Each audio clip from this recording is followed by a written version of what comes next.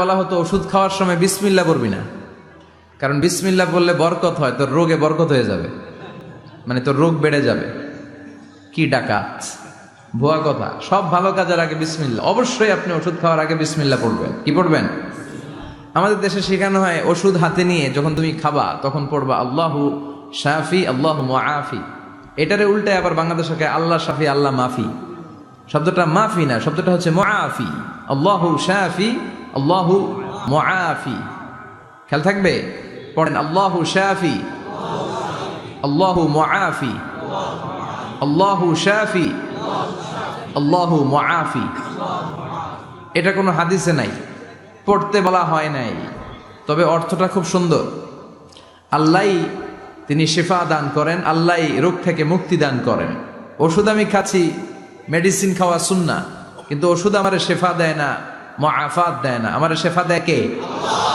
এই ঘোষণাটা, অ্যানাউন্সমেন্টটা বেশ ভালো, আপনি পড়তে পারেন, কিন্তু সুন্নাহ মনে করে না। এটা ভালো অর্থ, তাই পড়ি। আর বিসমিল্লাহ অবশ্যই পড়বেন। সব ভালো কাজের আগে কি? বিসমিল্লাহ। আল্লাহ বুঝার তৌফিক দান করো। তো এই যে এগুলো ভুয়া কথা, মাশহুর, এগুলোকে বলে মাশহুরুন বাইনা আলসিনাতিন নাস, মানুষের ঠোঁটে ঠোঁটে মুখে মুখে প্রচলিত, কোনো ভিত্তি নাই।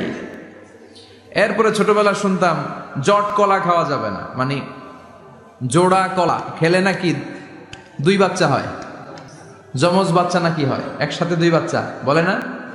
আমি আরো বেশি বেশি খাইতাম। আমাদের সমাজে এরকম অনেক ধরনের কুসংস্কার। দুই কলা খেলে দুই বাচ্চা হয়, তাই না? আসলে কি কথাটা ঠিক?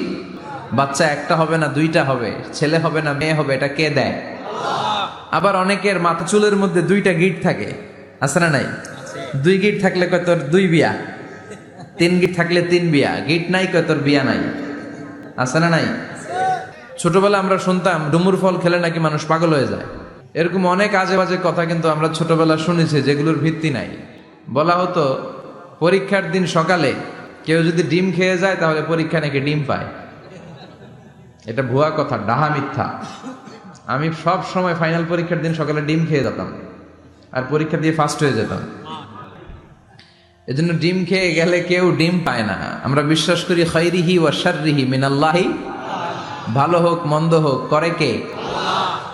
এগুলো মুসলমান বিশ্বাস করতে পারে? মুসলমান বিশ্বাস করে একজনকে, তিনি কে? তো এই তিন ফল, এটা খেলে মানুষ পাগল হয়ে যায় না, এটা স্বাস্থ্যকর একটা খাবার। আর বিসমিল্লাহ অবশ্যই পড়বেন। সব ভালো কাজের আগে বিসমিল্লাহ। অবশ্যই আপনি ওষুধ খাওয়ার আগে বিসমিল্লাহ পড়বেন। কি পড়বেন?